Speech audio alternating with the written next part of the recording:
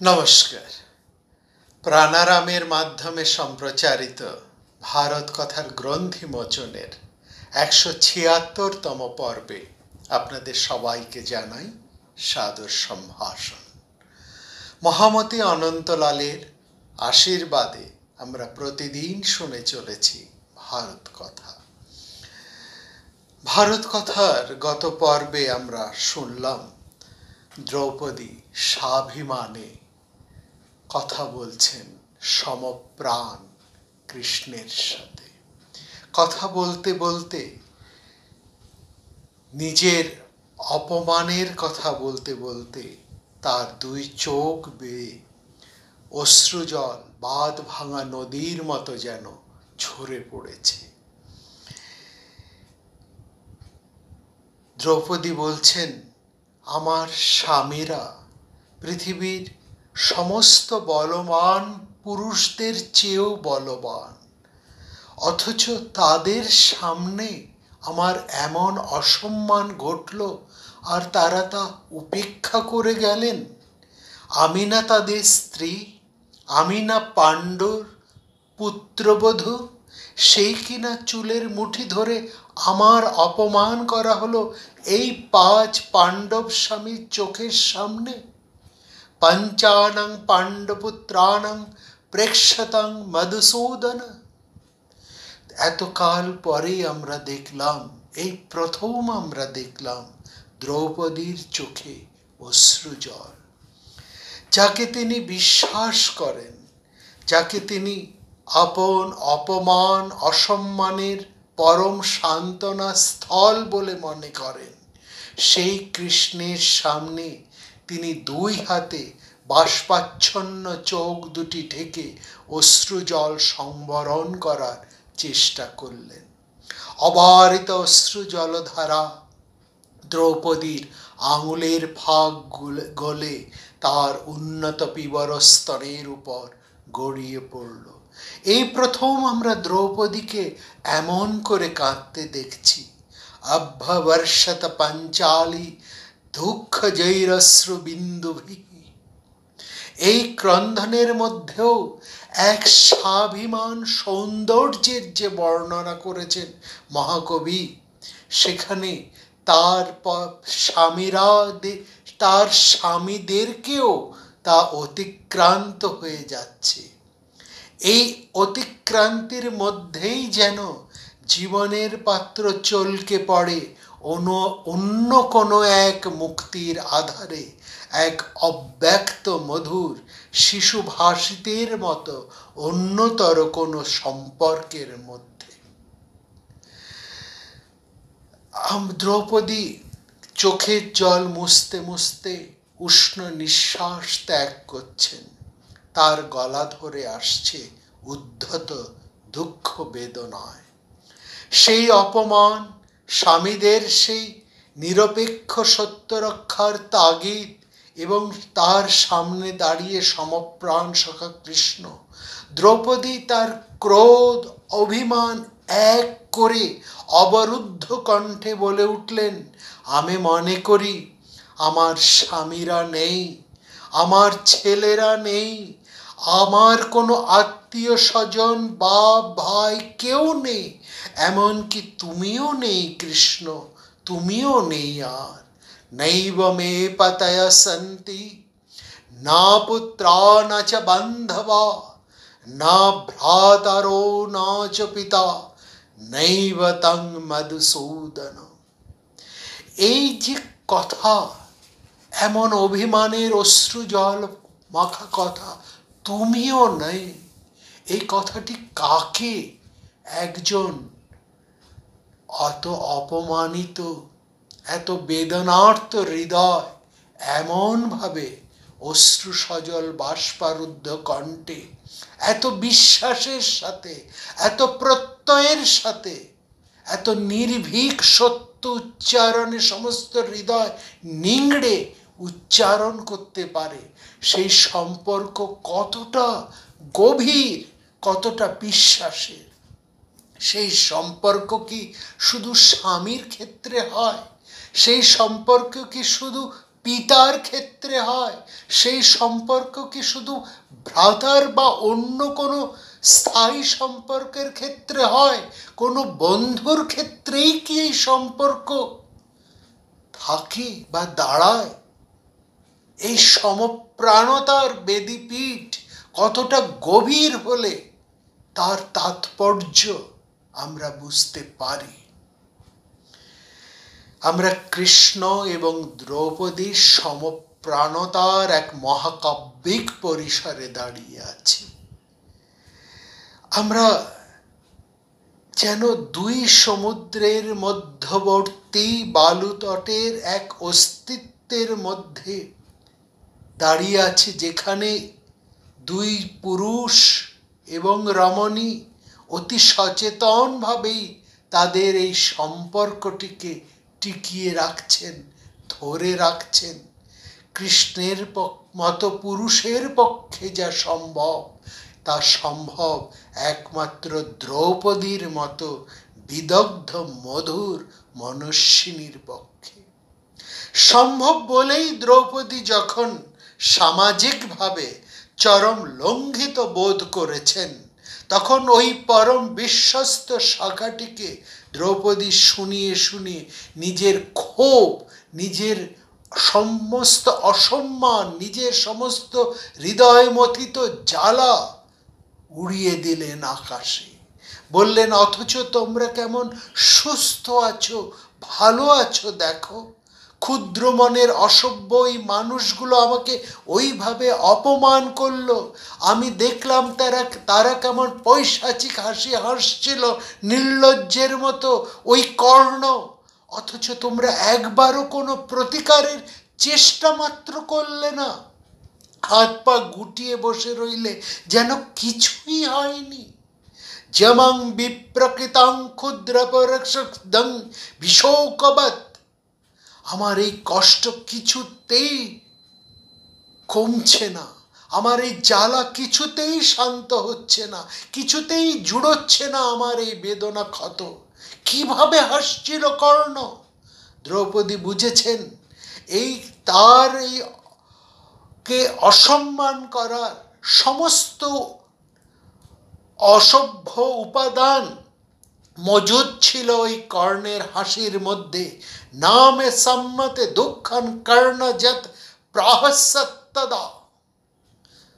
যা কিছু বলার সব উজাড় করে বলে দিয়েছেন দ্রৌপদী। স্বামীরা যে প্রতিবিধান করতে পারেননি, তার পূর্ণ প্রতিবিধান তিনি চেয়েছেন শ্রীকৃষ্ণের কাছে, তার সমপ্রাণ সখার কাছে, তার পরম নির্ভরের কাছে। নির্ভর হে, সেই নির্ভরতার কাছে শুধু সখা, নির্ভর, পরম সখা, পরম বন্ধু, পরম নির্ভর, পরম বিশ্বাস, পরম গতি, তার কাছে। দ্রৌপদী বলছেন, চারটে কারণ আছে কৃষ্ণ, যে কারণে সব সময় আমি তোমার সুরক্ষার ছত্রতলে আসার যোগ্য বলে মনে করি নিজেকে। চতুর্ভি কারণেই কৃষ্ণ তয়া রক্ষাস্মি নিত্যশ। এই চারটি কারণে তুমি সব সময় আমাকে রক্ষা করতে বাধ্য কৃষ্ণ।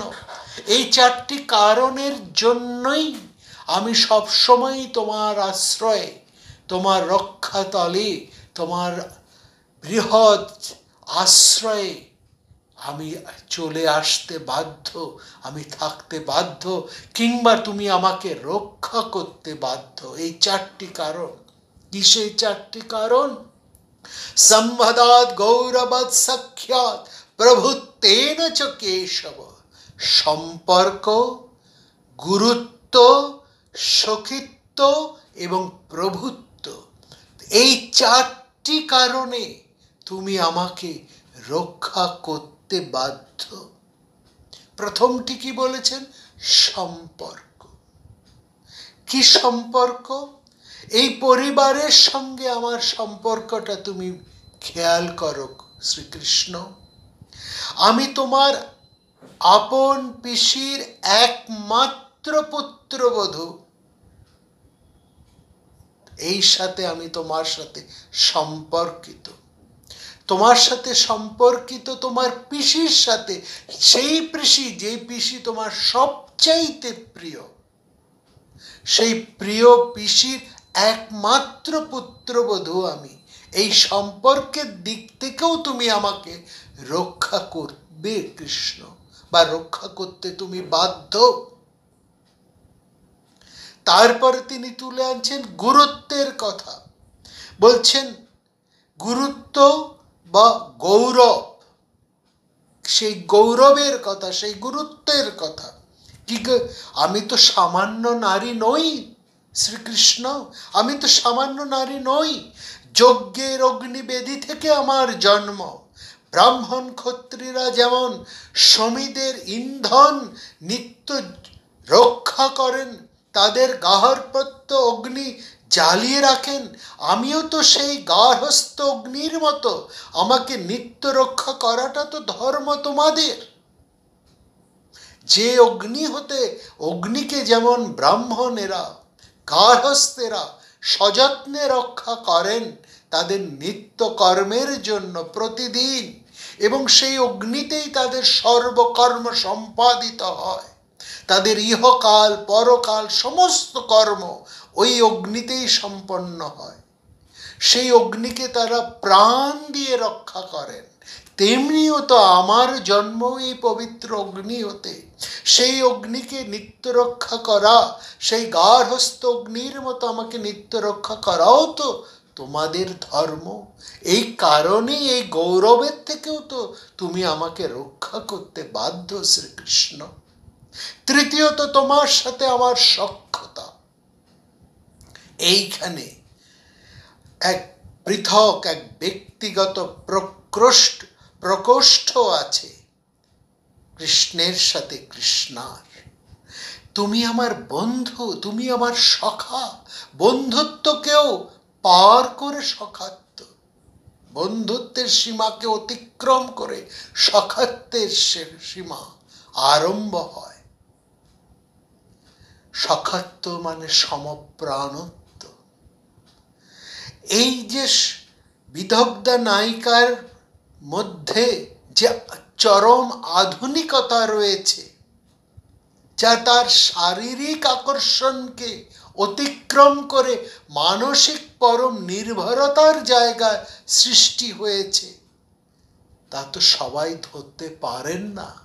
এমনকি পরবর্তীকালের মহাভারতের ব্যাখ্যাকারেরাও পারেননি।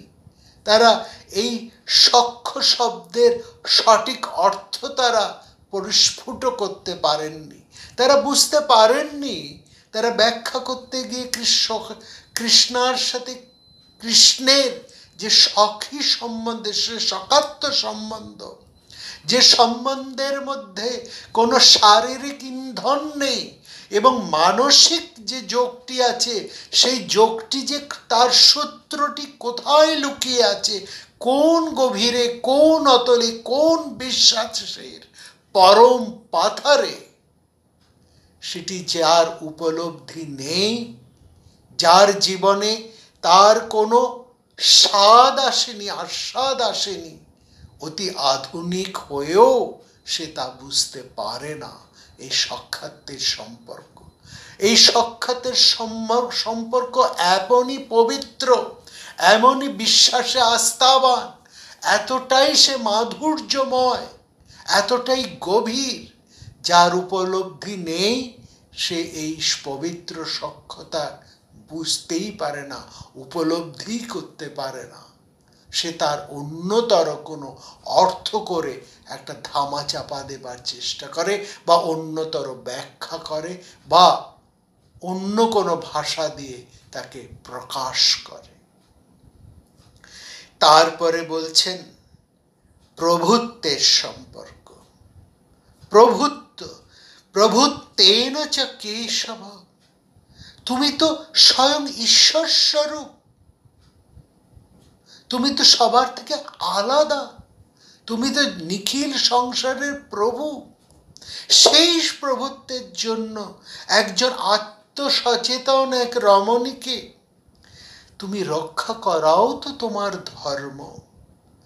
যেন সুতরাং এখানে এই যে চারটি কারণ বলেছেন, তায়া রক্ষাস্মি নিত্য, এই চারটি কারণের জন্য তুমি নিত্যই আমাকে রক্ষা করবে। সম্পর্কের দিক থেকে যেটি অতি সাধারণ, সেটিকে যদি বাদ দিই, তাহলে গৌরবের দিক থেকে, গুরুত্বের দিক থেকে, তারপরে আছে সবার মধ্যে সখিত্ব, সমপ্রাণতা, যা একমাত্র কৃষ্ণা এবং কৃষ্ণ দুজনেই বোঝেন। কৃষ্ণার জীবনে যেমন পাঁচটি পুরুষের উপস্থিতি, কৃষ্ণের জীবনেও প্রচুর নারীর উপস্থিতি। এই দুজনের কামজনিত সম্পর্কের বহু উপভোগের মধ্যে থেকেও সেই সময়ে দাঁড়িয়ে দুটি নারী এবং পুরুষের, প্রায় সমবয়সী দুটি নারী এবং পুরুষের মধ্যে যে গভীর সম্পর্কটি সৃষ্টি হতে পারে, সমপ্রাণতা, তার তাৎপর্য বারবার আমাদেরকে মোহিত করে, মুগ্ধ করে। অতি আধুনিক মননও তার প্রতি নুয়ে পড়ে। তারপরে আসছেন শ্রীকৃষ্ণের প্রভুত্ব সম্পর্ক। দ্রৌপদীর অপমানের কথা শুনে শ্রীকৃষ্ণের অধরষ্ট স্ফুরিত হয়েছিল ক্রোধে অক্ষমায়।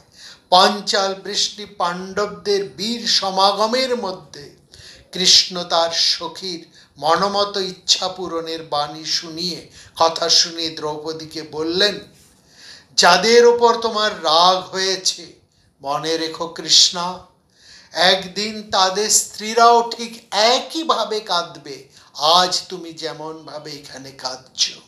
রোদন্তে স্ত্রিয়হি এবং যেষং ক্রুদ্ধাসি ভাবিনী। এখানে দ্রৌপদীকে সম্বোধন করছেন ভাবিনী বলে। আর এই কাজটা তোমাকে করতে হবে না, এই কাজটি আমাকেও করতে হবে না, এই কাজটি করবে তোমার বীর স্বামী অর্জুন, সেই এই কাজটি করবে। প্রতিপক্ষের বীর পুরুষেরা অর্জুনের বাণে রক্ত মেখে শুয়ে থাকবে মাটিতে। আমি প্রতিজ্ঞা করছি দ্রৌপদী, আজকে যদি স্বর্গ ভেঙে পড়ে এই পৃথিবীর ওপর, হিমালয় পাহাড় যদি ছোট হয়ে যায় অথবা ক্ষয়ে যায়, অথবা সমুদ্র যদি শুকিয়ে যায়, তবু আমার কথা মিথ্যা হবে না। সত্যং তে প্রতি জানামি রাজ্ঞং রাজ্ঞী ভবিষ্যতি পতিদ্দোহি হিমাবান শিষ্যত পৃথিবী সকলি ভবেত শূন্যস্তর নিধি কৃষ্ণে নামে মগং বাচ ভবেত। আমার কথা মিথ্যা হবে না। যদি স্বর্গ ভেঙে পড়ে এই পৃথিবীর ওপর, অর্থাৎ আকাশ যদি ভেঙে পড়ে, হিমালয় যদি ক্ষয় হয়ে যায়, সমুদ্র যদি শুকিয়ে যায়, তবু আমার কথা মিথ্যা হবে না, তুমি আবার রাজরানী হবে। সাচিকৃতং বৈশ্যং সা পাঞ্চালী মধ্যমং পতিং অবিভাস মহারাজ দ্রৌপদী অর্জুনম তথা। কৃষ্ণের কথা শুনে দ্রৌপদী যেন একটু বক্রভাবে, সাচিকৃতং অবৈশ্য, চোখের কোণে বক্রভাবে অর্জুনের দিকে তাকালেন। কারণ শ্রীকৃষ্ণ তো বললেন আমাকে কিছু করতে হবে না, যা করবার করবে এই অর্জুন। তিনি এই বিদগ্ধা রমণী তার অপাঙ্গ কৌশলে শুধু একবার তেরছা করে তাকালেন তার দ্বৈত স্বামী অর্জুনের দিকে। ভাবটা দেখালেন, বন্ধু কৃষ্ণ তোমার উপর তো এত ভরসা করছে, আমি কি তোমার উপর এই ভরসা রাখতে পারি? কারণ আগে তো এমন কোনো প্রমাণ তিনি অর্জুনের কাছ থেকে পাননি। এই মুহূর্তে অর্জুনও কিন্তু আমরা দেখছি কৌরবদের বিরুদ্ধে চরম প্রতিজ্ঞা উচ্চারণ করছেন। একে একে প্রতিজ্ঞার সত্য ভেসে এসেছে অন্যান্য পাণ্ডব ভাই এবং পঞ্চাল বীরদের মুখেও। এবার খানিকটা যেন আশ্বস্ত হলেন কৃষ্ণা পাঞ্চালী। কৃষ্ণ সবাইকে নিয়ে বসলেন জবাবদিহি করার জন্য। এটা তো ঠিকই যে যুধিষ্ঠির মহারাজের রাজস্ব ও যজ্ঞে তার বিরাট সমৃদ্ধির প্রস্তাবনা দেখে চলে গিয়েছিলেন কৃষ্ণ। তারপর তিনি আর আসেননি। শকুনি যুধিষ্ঠিরের পাশা খেলার পূর্ব জল্পনার সময়ও তিনি দ্বারকায় ছিলেন না। আর পাশা খেলার আসল সময়টা তো একেবারেই তিনি আসরে ছিলেন না। কৃষ্ণ তাই দুঃখ করে বলছিলেন যুধিষ্ঠিরের কাছে, পাণ্ডবদের এই জীবন যন্ত্রণার জন্য বড় দায়ী আমার নিজেকেই নিজে মনে হচ্ছে। আফসোস করে বলছেন, আমি যদি তখন দ্বারকায় থাকতাম তাহলে এই কষ্টটা হতো না তোমাদের। যদ্দহং দ্বারকায়ং সং রাজং সন্নিহিতং পুরা। কৃষ্ণ এটা বুঝেছেন যে রাজা ধৃতরাষ্ট্র পাশা খেলার জন্য নানা দেশের রাজাদের নিমন্ত্রণ করে ডেকেছিলেন বটে, কিন্তু কৃষ্ণকে তিনি ডাকেননি। কৃষ্ণ বলেছেন, আমি যদি দ্বারকায় থাকতাম তাহলে এই পাশা খেলার খবর আমি পেতাম, এবং সেক্ষেত্রে ধৃতরাষ্ট্র দুর্যোধনেরা আমাকে নিমন্ত্রণ না করলেও আমি অনাহুতভাবেই আসতাম। এইসব কৌরব প্রধানের উপস্থিতিতে খেলা আমি হতেই দিতাম না। ভীষ্ম, দ্রোণ, কৃপ, বাল্মীক এইসব কৌরব প্রধানের উপস্থিতিতে খেলা আমি হতেই দিতাম না। পাশা খেলার হাজার দোষের কথা বলতাম।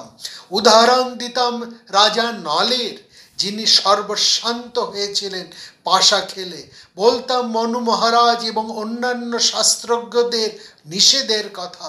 বাস্তবের কথাও বলতাম, পাশা খেলতে গিয়ে কিভাবে ধন সম্পত্তি হারায় মানুষ, কি তাদের বিপদ হয়, কিভাবে তাদের জীবন নষ্ট হয়, সেই সব পাশা খেলার ঝোঁকে তাদের জীবনে কি সর্বনাশ নেমে আসে, এগুলো সব বলতাম। আর যদি দেখতাম ভালো কথা এসব বলে কোনো কাজ হচ্ছে না, তখন ধৃতরাষ্ট্রকে নিগৃহীত করে বন্ধ করে দিতাম পাশা খেলা। তাতে যদি ভেতরে বাইরে শত্রু মিত্ররা ধৃতরাষ্ট্রের সমর্থনেও আসতো, তাহলে ওই সব পাষাড়েদের মেরে শেষ করে দিতাম আমি। তাংশ্চ হান্নাং দুরোদরান। কৃষ্ণ অবশেষে দুঃখ করে বললেন, কিন্তু আমি তো সে সময় দ্বারকায় ছিলাম না মহারাজ, তাই এত বিপদ আপনাদের ঘটে গিয়েছে। দ্বারকায় ফিরে এসে আমি সাত্যকীর কাছে সব শুনেছি, তারপর তো আমি তাড়াতাড়ি ছুটে এসেছি আপনাদের এখানে। কিন্তু এসে আমি বড় কষ্ট পাচ্ছি, আপনারা সবাই এত কষ্ট পাচ্ছেন দেখে আমি এত কষ্ট পাচ্ছি। যুধিষ্ঠির অত্যন্ত ধীর স্থির প্রকৃতির মানুষ। সুখ দুঃখ, লাভ অলাভ, জয় পরাজয় এসব তার কাছে জোগাড়ুড়ো মানুষের মতো খুব বেশি গুরুত্বপূর্ণ নয়। তিনি বনবাসী জীবন নিয়ে শ্রীকৃষ্ণের কাছে আর নতুন করে কোনো কথা বাড়ালেন না, বরঞ্চ তিনি কৃষ্ণের কাছেই জানতে চাইলেন কেন তিনি দ্বারকায় ছিলেন না সেই সময়, যখন এই পাশা খেলার মতন একটা ভয়ঙ্কর ঘটনা ঘটে গেল হস্তিনাপুরে। আমরা আগামী পর্বে শুনব সেই সময় যখন এখানে এই ভয়ঙ্কর কাণ্ড ঘটছে, এই কপট পাশা খেলা চলছে শাসন কর্তৃক দ্রৌপদীর দুঃসহ অপমান। সত্যিই তখন শ্রীকৃষ্ণ কোথায় ছিলেন, শুনব আগামী পর্বে।